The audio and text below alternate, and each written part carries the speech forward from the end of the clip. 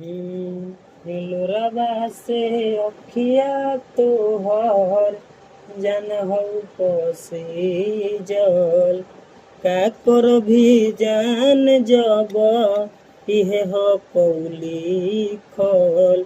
लोराबा से अखिया तोहर जान हो पसे जल का कर भी जान जब इहे हो पौली खल।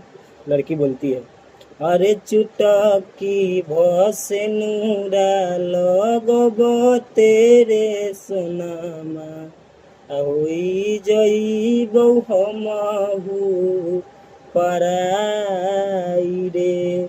अरे पोछ नया अपन अखिया से लोराबा रे सोनामा देखी के करे जा फाटल जाए। अरे चुटकी बसे नूरा लगब तेरे सोनामा होई जइबौ हमहु पराई रे। अरे पूछ नया अपन अखिया से लोराबा रे सोनामा देखी के करे जा फाटल जाए।